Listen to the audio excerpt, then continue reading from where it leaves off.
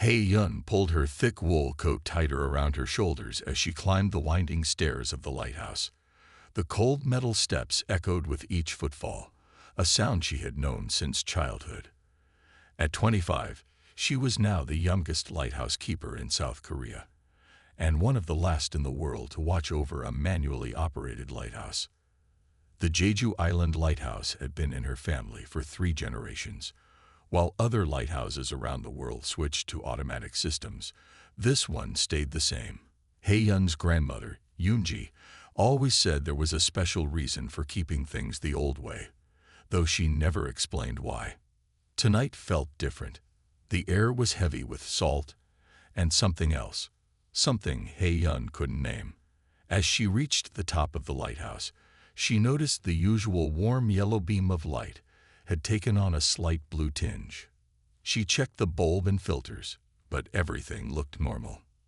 "Strange," she muttered, making a note in her logbook. The digital tablets and computers sat unused in the corner. Her grandmother insisted on paper records. That's when she saw them, the lights in the sky. At first, Yun thought they were stars, but stars didn't move in perfect circles. 3 points of light, silver white and bright, danced above the horizon. She grabbed her binoculars, hands shaking slightly as she focused on the lights. "Yun," her grandmother's voice carried up the stairs. "Come down for dinner." "Grandmother, you need to see this," Yun called back, not taking her eyes off the sky. The slow, steady footsteps of Yoonji made their way up the stairs.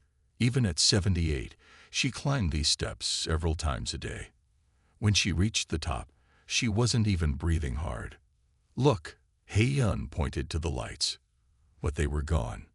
Yoonji smiled, the wrinkles around her eyes deepening. "The night sea plays tricks, dear one. Come eat." But Yun stayed behind for a moment, running her hand along the old stone wall. Her fingers caught on something, a groove she'd never noticed before. The moonlight streaming through the window hit the wall at just the right angle, and Yun gasped. The groove was part of a pattern, strange marks that seemed to glow with a faint blue light, the same color she'd seen in the lighthouse beam. The marks formed circles and lines, unlike any writing she'd ever seen. "Grandmother," she called again, but when she looked back at the wall, the marks had faded. At dinner, over steaming bowls of soup, Yun asked, "Why do we still keep paper records? Why can't we use the computers like other lighthouses?" Yoonji set down her spoon. "Some things need to be remembered the old way. Digital records can be changed, deleted, forgotten. Paper remembers." "Remembers what?" Her grandmother's eyes grew distant. "Long ago, your great-grandmother told me that lighthouses were more than just warnings for ships. She said they were promises." "Promises to who?" "That's a story for another night," Yoonji said, but her eyes held a spark Yun had never seen before. "For now, keep watching the sky. And keep your paper records." That night, Yun dreamed of the strange marks on the wall. In her dream, they spread across the lighthouse, covering every surface with their blue glow. And somewhere, far above the lighthouse beam, something was watching, waiting for a promise to be kept. She woke to find her logbook open on her desk, though she was sure she'd closed it. In the margins, drawn in what looked like her own handwriting, were the same marks she'd seen on the lighthouse wall. The morning after seeing the strange lights, Yun found a visitor at the lighthouse door. He was a tall man wearing a worn leather jacket, carrying a heavy backpack full of equipment. He introduced himself as Dr. Songho, an astronomer from the Jeju Observatory. "We've been tracking unusual signals in this area," he said, showing Yun a tablet with waves of data running across it. "They seem strongest near your lighthouse." Yun thought about the glowing marks she'd seen and the lights in the sky. She decided to trust him. "Would you like to come up and see something strange?" They climbed the lighthouse steps together. Songho's equipment beeped faster as they went higher. At the top, Yun showed him where she'd seen the marks on the wall. "They only appear in moonlight," she explained. "And last night, The lighthouse beam turned blue. Song Ho ran his hands over the wall. "These patterns," he said slowly, "they match something we've been seeing in our star maps." He pulled out an old book from his backpack. The pages were yellow with age, filled with drawings of the night sky. "Look at this," he said, pointing to a pattern of stars. "It's exactly like the marks you saw." Just then, Hei-yun's grandmother Yoonji appeared at the top of the stairs. When she saw the book, her eyes went wide. "Where did you get that?" Yoonji asked Song Ho. "It belonged to my grandfather. He was a lighthouse keeper too, on the mainland," Song Ho answered. "He always said the lighthouses were speaking to the stars." Yoonji sat down heavily in the keeper's chair. "Then it's time," she said quietly. "The signals are getting stronger." Hei-yun looked between them. "What signals? What's happening?" Before anyone could answer, Song Ho's equipment started beeping wildly. The lighthouse beam, though it was daytime and should have been off, suddenly lit up with a bright blue light. Through the windows, they saw 3 silver dots appear in the sky, just like Hei-yun had seen the night before. But this time, they didn't disappear. "Quick," Yoonji said, pulling an old brass key from around her neck. "Help me with this." She went to a part of the wall Hei-yun had never noticed before and pressed the key into what looked like a crack in the stone. A small door opened, revealing a space filled with old papers and maps. "Your great-grandmother wasn't just a lighthouse keeper," Yoonji explained as she pulled out the papers. "She was a messenger. We all were. The lighthouses don't just warn ships. They talk to the stars." Song Ho's hands shook as he looked at the papers. They were covered in the same marks that had appeared on the wall, but these glowed even in daylight. "The patterns in my grandfather's book," he said, "they're not star maps at all. They're messages." The blue light from the lighthouse beam grew stronger. Outside, the 3 silver lights in the sky moved closer. "Messages to whom?" Hei-yun asked, though part of her already knew the answer. Yoonji smiled. "To old friends who have been waiting a very long time for us to remember them." The room filled with a soft humming sound. On the wall, the strange marks began to glow again, but this time they formed words in a language Hei-yun somehow understood. It was a greeting, and a welcome, and a reminder of a promise made long ago. Song Ho's equipment sparked and went quiet.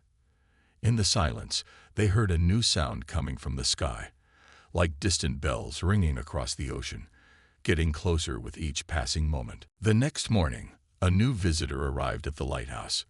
Her name was Jia, and she carried a large bag full of old maps and books.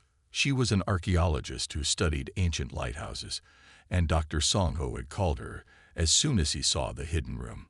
"I've been waiting my whole life to see this," Jia said, carefully spreading out her maps on the lighthouse's wooden table.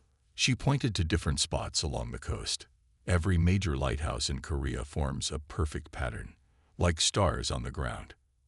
Hei-yun watched as Jia lined up her modern maps with the glowing papers from the hidden room. The patterns matched exactly. "But there's more," Jia said, pulling out an ancient scroll. "This is a sea map from the Joseon dynasty, over 500 years old. Look at the lighthouse locations." Yoonji leaned forward, her eyes bright. "They're the same as today." "Exactly," Jia said. "Someone knew where to build these lighthouses centuries ago. They knew the perfect spots." Song Ho rushed in from outside, holding his star charts. "The lights in the sky are moving again," he said. "They're forming the same pattern as the lighthouses." Hei-yun felt a shiver run down her spine. "My family has kept this lighthouse for 3 generations," she said. "Did they all know about this?" Yoonji took her granddaughter's hand. Each keeper knew what they needed to know, when they needed to know it. "Your mother." She paused, her voice soft. "Your mother was supposed to be here for this, but she passed too soon." Hei-yun squeezed her grandmother's hand. She remembered her mother's love for the lighthouse, how she would sometimes sing strange songs in the tower at night. Jia gasped, pointing to one of the glowing papers. "These aren't just maps," she said. "They're music. The patterns are songs." Song-ho grabbed his computer and quickly typed in some numbers. "The signals we've been getting from space. They're musical tones too. The same ones." The lighthouse beam suddenly lit up again, even though it was midday. This time, instead of just blue light, it made a soft humming sound. The same sound they had heard yesterday, like distant bells. Hae-yun remembered her mother's songs. Without thinking, she began to hum along with the lighthouse. The marks on the wall glowed brighter. "It's a key," Yoon-ji whispered. "The songs are keys." Jae-ah quickly wrote in her notebook. Every lighthouse family must have known a different part of the song. That's why they kept the positions in their families for generations. Suddenly, Hae-yun's phone rang. It was the keeper of another lighthouse, 100 miles away. "Our lighthouse just started glowing blue," he said. "And it's singing." More calls came in. All along the coast, every lighthouse was lighting up, one by one, each adding its voice to the song. "It's happening everywhere," Song-ho said, checking his computer. "Reports are coming in from lighthouses around the world." Hae-yun looked at her grandmother.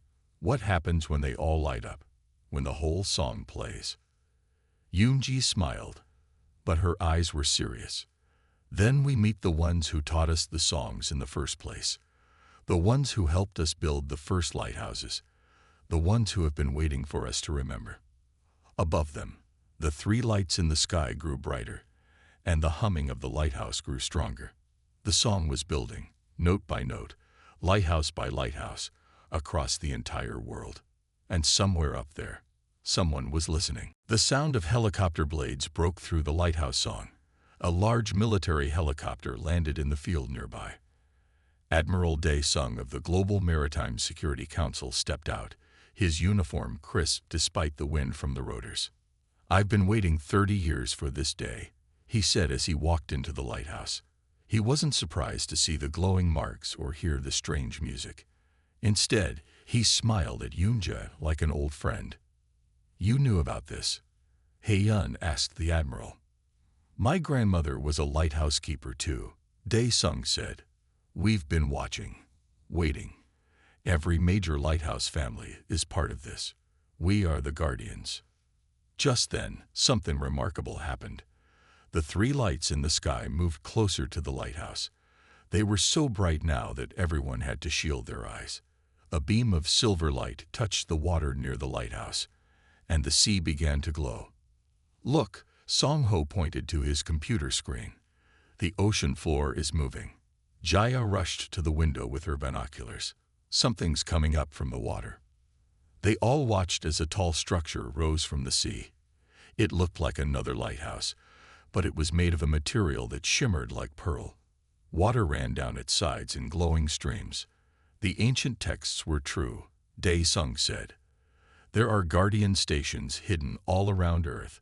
This is just the first one to wake up." Yoon-ji pulled more papers from the hidden room. "These tell us what happens next," she said. "Our lighthouses were built on top of their beacons. We've been helping them without knowing it."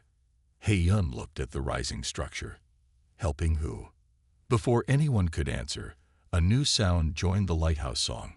It came from the pearl-like tower, a deep, beautiful note that made everyone's heart beat faster. The 3 lights in the sky moved in a circle around it. "They call themselves the Stellar Wayfarers," Dae-sung explained. "They left these stations on Earth thousands of years ago. They taught our ancestors to build lighthouses in the right places, to keep the beacons working." "But why?" Hae-yun asked. "Because Earth sits at a crossroads in space," Song-ho said, understanding now. "Our planet is like a port in the cosmic ocean. The lighthouses aren't just for ships on Earth's oceans, they're navigation points for ships among the stars." Jaya was quickly writing everything down. "That's why the lighthouse positions never change. They had to stay exactly where the original beacons were." Suddenly, Hae-yun's grandmother stood up straighter, her eyes fixed on the sky. "They're ready," she said. "The song is complete. The Pearl Tower sent up a beam of light that made their lighthouse beam look tiny in comparison. The three lights in the sky began to pulse in rhythm with the song. "Now we have a choice to make," Admiral Dae-sung said seriously. "They're asking if we're ready to be more than just keepers of the light. They want us to be official guardians of this cosmic crossroads." Hae-yun looked at her grandmother, who nodded encouragingly. The lighthouse song grew stronger, and more lights appeared in the sky. The Pearl Tower's glow reached out like gentle hands, waiting for Earth's answer. "What happens if we say yes?" Hae-yun asked. "Then," Yoonji said with a smile, "the real story begins." The sky above the lighthouse turned into a canvas of moving lights. The three original lights were joined by hundreds more, all dancing in perfect harmony with the lighthouse song. The Pearl Tower's beam reached higher and higher into the night sky. "It's time," Admiral Dae-sung said, checking his watch. "All lighthouses around the world are in sync now." Hae-yun watched as the lights in the sky began to take shape. They formed a large circle, and in the middle, something was appearing. At first, it looked like a star, but then it grew larger. It was a ship, unlike anything anyone had ever seen before. The ship was beautiful. It looked like it was made of crystal and light, changing colors like the northern lights. It floated down gently until it hovered just above the water near the Pearl Tower. "Don't be afraid," Yoonji said softly, taking Hae-yun's hand. "Your mother saw this in her dreams. She told me about it before she passed." A beam of light came down from the ship, touching the ground near the lighthouse. In the light, three figures appeared. They were tall and graceful, with skin that seemed to glow like moonlight on water. Their eyes were kind and very old. The tallest of them spoke, and everyone was surprised to find they could understand the words perfectly. "We are the stellar wayfarers," the visitor said. "For thousands of years, we have watched humanity guard our beacons. You kept them safe without even knowing what they were. This shows us the true heart of your people." Somho stepped forward, his scientific curiosity overtaking his fear. "Did you teach our ancestors to build the lighthouses?" The visitor smiled. "We showed them the places of power, where the cosmic currents meet. They created the lighthouses themselves, more beautiful and useful than we could have imagined. You used them to save lives on your seas, even as they helped guide our ships through space." Jaya was writing everything down as fast as she could. "But why did you wait so long to return?" "We had to be sure," another visitor said. "Sure that humanity would keep the beacons working out of kindness and duty, not because they knew about us. You have proved yourselves many times over." Admiral Dae-sung bowed respectfully. "What happens now?" "Now," the third visitor said, "we offer Earth a place in the galactic community. Your world sits at an important crossroads in space. Many peaceful species travel through this region. We would like your help in guiding them safely on their way." Hae-yun thought about all the years her family had kept the lighthouse, about her mother's mysterious songs, about her grandmother's quiet dedication. "We've been doing that all along, haven't we? Just on a bigger scale than we knew." The visitors nodded. "Exactly. You understand the importance of helping travelers find their way. It's part of who you are." The Pearl Tower's light changed color, becoming warm and golden. The lighthouse song grew softer, more welcoming. Above them, more ships appeared in the sky, each one different, each one beautiful. "These are some of the travelers you've helped over the years," the first visitor explained. "They've come to thank you." Hae-yun looked up at the amazing sight, then at her grandmother's proud face, then at her lighthouse. Her simple, sturdy lighthouse that was actually part of something so much bigger. "I think," she said, speaking for all of them, "we have a lot to learn from each other." The visitors smiled, and the night sky filled with gentle lights of all colors, like a celebration of stars. The next morning, Hae-yun woke up wondering if it had all been a dream. But when she looked out her window, she saw the Pearl Tower still rising from the sea, glowing softly in the morning light. The stellar wayfarer's crystal ship floated nearby, its surface catching the sunrise like a giant diamond. Jaya arrived early, carrying even more old books and scrolls. "Look what I found in the National Archives," she said, spreading out an ancient map on the lighthouse kitchen table. "It's from the Goryeo dynasty, over 1,000 years ago." The map showed the Korean coast, but it was unlike any map they had seen before. Strange symbols covered it, the same ones that had appeared on the lighthouse walls. But there was something more. Tiny pictures showing tall, glowing figures talking to humans. "They've been visiting us all along," Song-ho said, studying the map. "Our ancestors knew them." Admiral Dae-sung nodded. "Not just in Korea. We're finding similar evidence all over the world. Every coastal culture has stories about bright beings who taught them about the stars and seas." One of the stellar wayfarers, who had introduced herself as Star Singer, joined them at the table. "Your ancestors were very wise," she said. "They understood the importance of keeping some knowledge safe until the right time." Hae-yun poured tea for everyone, including Star Singer, who seemed delighted by the earthly drink. "But why did they keep it secret?" she asked. "Because humanity needed to grow at its own pace," Star Singer explained. "If we had revealed everything too soon, it might have changed your natural development. We made a promise to guide you gently through the lighthouses." Yoon-ji brought out more papers from the hidden room. "These tell the story of the first promise," she said. "It was made between the stellar wayfarers and a group of coastal families. Our families." The papers showed drawings of a ceremony. Lighthouse keepers stood in a circle with the tall, glowing visitors. They were sharing some kind of light between them.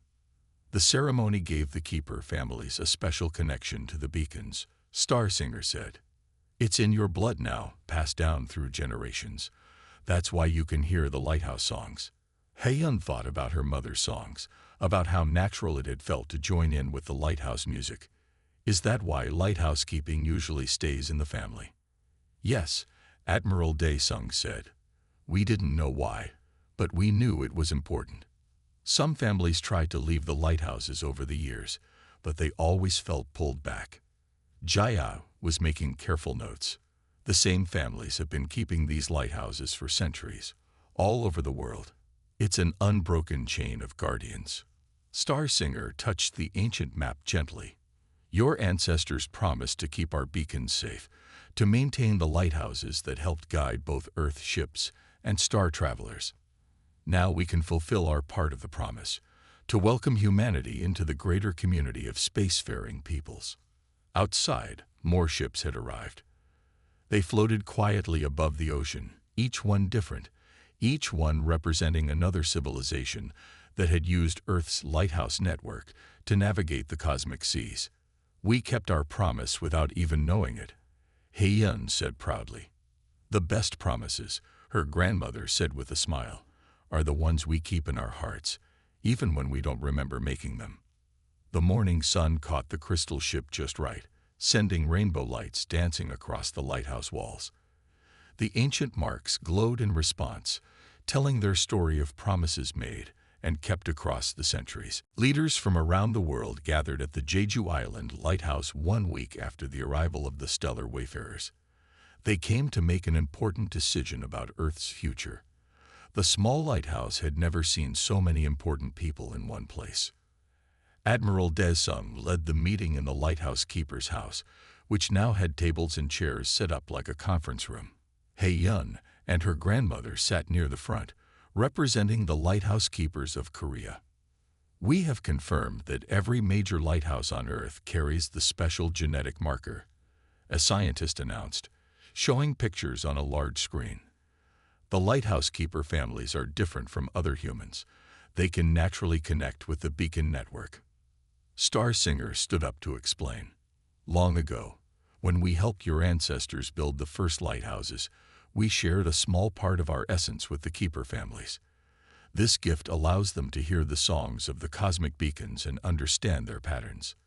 Hae-yun touched the back of her hand, thinking about this special gift flowing in her blood. She remembered how her mother could always tell when storms were coming, how her grandmother knew exactly when ships needed help. "But now we face a choice," Admiral Dae-sung said seriously. The stellar wayfarers offer us membership in their galactic community. This means we would help manage the cosmic crossroads near Earth. Our lighthouses would become official waypoints for space travelers. A leader from another country stood up. What about our security? How do we know this is safe? Starsinger's voice was gentle but firm. You have already been doing this work for thousands of years. Every night, ships from distant stars use your beacons to navigate safely. Not once in all that time has any traveler brought harm to Earth. We are peaceful explorers, all of us. Song Ho showed more data on his computer. The cosmic crossroads near Earth is like a busy shipping lane in space. We're perfectly positioned to help guide traffic through this region. Think of it this way, Jaya added, pointing to her ancient maps. We've been running in cosmic lighthouse service without even knowing it. Now we can do it officially, with full knowledge and better technology. Some of the leaders looked worried. Others seemed excited. They talked for hours about what this decision would mean for Earth. Finally, Yoonji asked to speak. She stood up slowly, her voice clear and strong. My family has kept this lighthouse for 3 generations. We never knew we were helping star travelers, but we did it anyway. We did it because it was right to help those who needed guidance. That hasn't changed. Hye-Yun watched as her grandmother's words touched everyone in the room. The simple truth of them was powerful. The choice isn't really about joining something new, Yoonji continued. It's about accepting who we already are. We are the keepers of the light, on sea and in space. We always have been. The room grew quiet. Outside, the Pearl Tower glowed softly, and the lighthouse beams swept across the darkening sky. Above them, ships from a dozen different worlds waited patiently for Earth's answer. Admiral Daesung looked around the room. It's time to vote, he said. Will Earth accept its place as a guardian of the cosmic crossroads? Hye-Yun held her grandmother's hand as the leaders prepared to make their choice. Whatever they decided would change the future of humanity forever. 1 year after the vote, Hye-Yun stood at the top of her lighthouse, watching the sunset paint the sky in beautiful colors. So much had changed since that important day when Earth decided to join the galactic community. The world's leaders had voted yes, and now the lighthouse network was busier than ever. The old lighthouse looked different now. It still kept its traditional shape and structure, but new equipment shared space with the old tools. Screens showing star maps and cosmic weather reports lined one wall, while the ancient logbooks sat safely in their usual place. Time for the evening activation, Hye-Yun said to her student, Bo Mai, a young woman from Seoul who showed the special genetic marker of lighthouse keepers. Together, they began the new lighthouse ritual that combined old traditions with new responsibilities. Bo Mai checked the modern instruments while Hye-Yun lit the ancient lamp. As they worked, Starsinger appeared in a soft flash of light. The stellar wayfarer had become a regular visitor and teacher at the lighthouse. 3 ships are expected tonight, Starsinger said, pointing to different spots in the darkening sky. 1 from the crystal worlds, 1 from the star lakes, and 1 from the cloud gardens. Hye-Yun nodded, remembering when these names had seemed like fairy tales. Now they were regular stops on the cosmic shipping lanes that crossed near Earth. The Pearl Tower next to the lighthouse glowed brightly, ready to guide the visitors safely through this busy section of space. Admiral Daesung's prediction had been right. Earth's position at the cosmic crossroads made it perfect for this work. Every major lighthouse on the planet now served as both a maritime beacon and a stellar waypoint. The old lighthouse families taught new keepers the ancient songs, while the stellar wayfarers taught them about the stars. Yoonji came up the stairs slowly, carrying a tray of hot tea. Even though she had officially retired, she still loved to watch the evening activities. We have visitors, she said, nodding toward the door. Song Ho and Jia entered the lighthouse tower. They now led the new human-alien cultural exchange program, studying the history of Earth's connection to the stars while helping humanity learn about their new galactic neighbors. The first class of international lighthouse keepers graduates next week, Jaya said excitedly. 20 young people from all over the world, ready to join the network. Song Ho added, and we've discovered more ancient records showing how the first lighthouse keepers learned from the stellar wayfarers. The connection goes back even further than we thought. As they talked, the first ship appeared in the sky. It looked like a floating garden made of light, carrying travelers from the cloud gardens. The lighthouse beam reached up to greet it, glowing with the familiar blue tinge that now meant welcome rather than mystery. Sometimes I miss the quiet old days, Hei-yun said, watching the beautiful ship approach. But then I remember, we were never really alone. We were always part of something bigger. Yoonji smiled at her granddaughter. The lighthouses still do what they always did. They guide those who need help finding their way home. The ocean is just bigger now. As the night grew darker, more lights appeared in the sky. Some were stars, some were ships, and some were the familiar beacons of other lighthouses along the coast. They all work together now, earth and sky, connected by light and song, keeping travelers safe on their long journeys through the cosmic sea.